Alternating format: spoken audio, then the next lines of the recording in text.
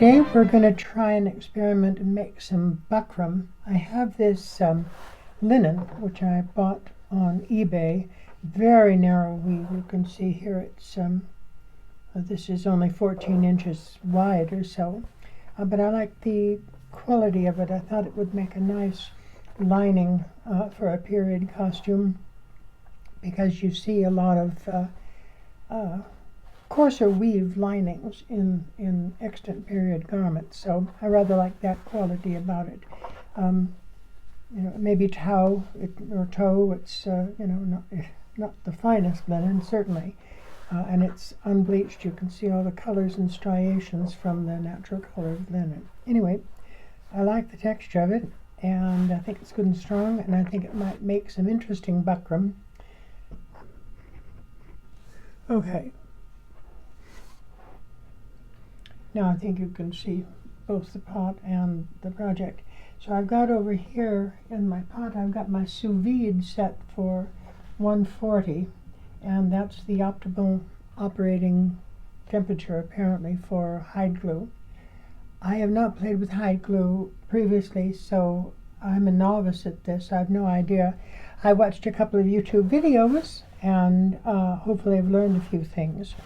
So you dissolve the crystals, 1 part crystals, granules, not crystals actually, granules. Here they are. They come like this, and you see there? Can you see? You see what they are? This is hide glue, and it's a natural adhesive made from animal collagen, typically from cow or horse hides, bones, or connective tissues, all ground up into little granules like this. Anyway, so what you do is use 1 part of the granules to 2 parts of water, and then you do that cold. So cold water in granules, and then once it's melted and liquefied, you see that's just a nice viscosity, working temperature. You can see it moving in the glass. When it's like that, then you would add hot water to thin it down if the viscosity was thicker than you would like. So that's it. You maintain it at 140. My sous vide is helping me do that. And the examples I've seen, Constance McKenzie had made some, and so I'm basing her as my inspiration. So here we go. I understand you only have, let's see, how is it? I think it's all right. Maybe a little gloopy. Let's try a little and see. You only have a little while for working window because it sets up fairly quickly. So I'm just going to brush this on, try to be fairly generous with it.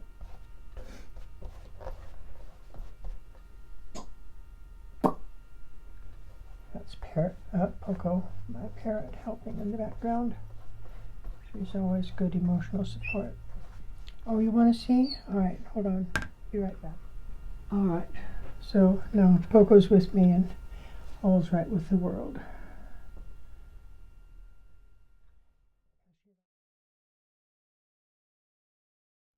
All's right with the world.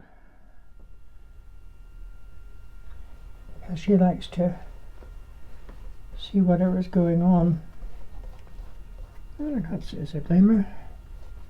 Interesting stuff. Yes, baby, that's right. I don't know how thick to make this, so I'm just going to try to sort of saturate the fabric, I guess, in as even a thin layer as I can. I want it to be quite rigid. This is going to be used for a 16th century stomacher, which is the part in front that covers over the abdomen, and then it's sort of held in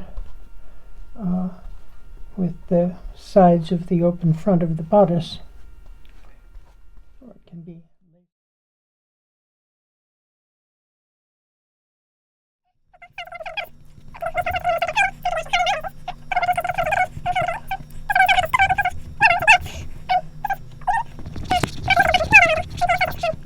bit of old linen with some hide glue on it if you had. You know, you might only have wheat paste starch, perhaps. And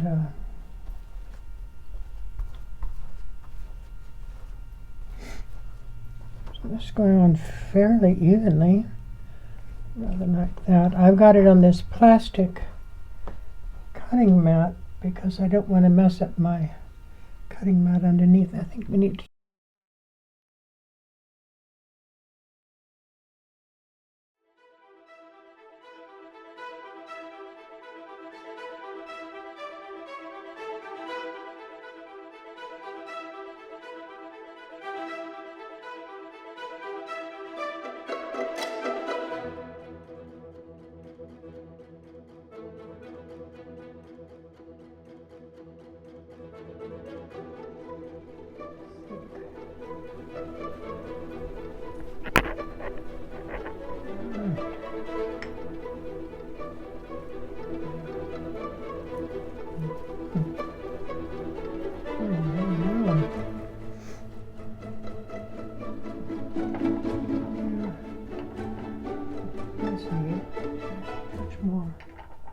water. Come back here, you. It doesn't have a lot of weight, so it's kind of floating around on the little dish down there. I've got to rinse my hands. I think I'm going to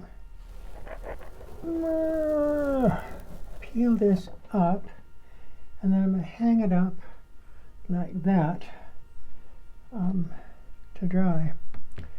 So I've got to. Excuse me, I want to hang over here. Little clippies. Hang this up like that.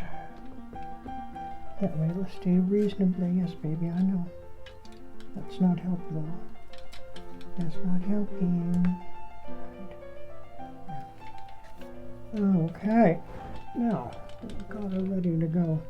I'll hang this up in the laundry room. Be right back. We might have enough in the pot to do this one little bit. Alrighty.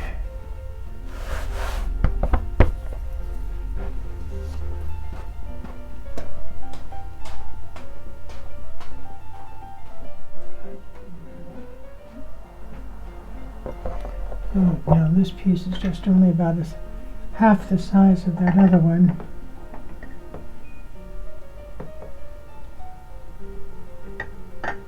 Let's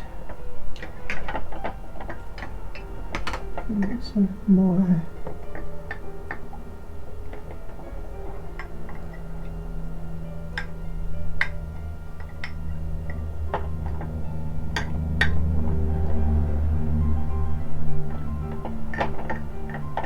I'm going to have to wait a minute until that thins down. I'll start another batch.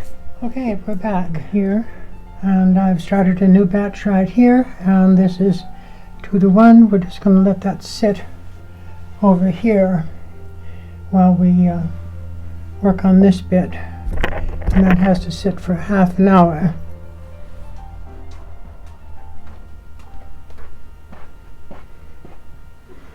All right. Let's see how we are now.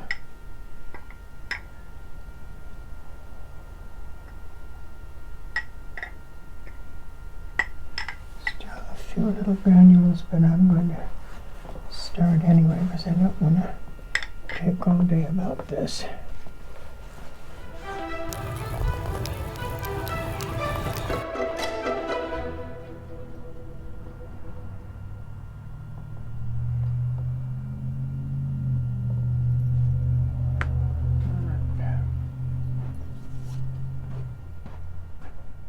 Okay, I'm back. And the outside one is dry, so I'll show that to you in a minute. I got a hanger. Whoops. Excuse me. Pardon me for that. Hung up on the wires there. And let's peel this up. Okay, I think we're soaked on it. Both sides. I'm going to clip it to the hanger like this. These hangers are the best thing in the world. They truly are. All right, then we'll hang that out to dry, and I'll be right back.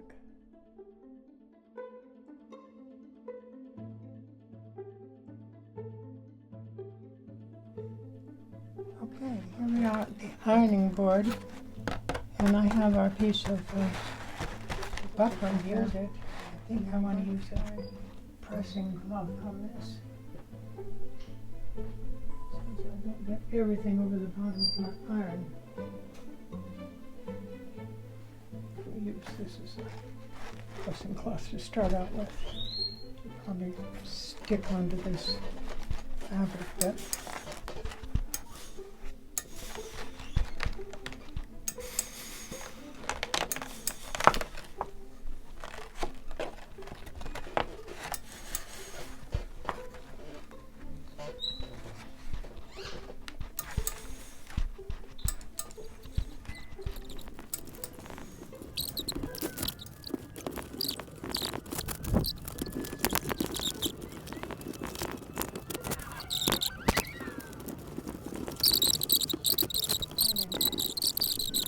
I don't know whether you could put more layers on, or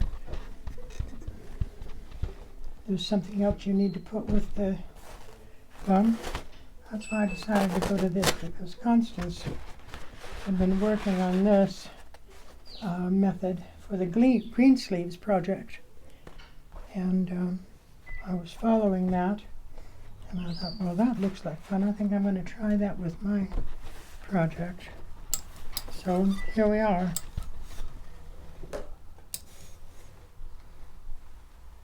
As I explained earlier, this is really some homespun, home woven linen. I believe it came from, I want to say Serbia.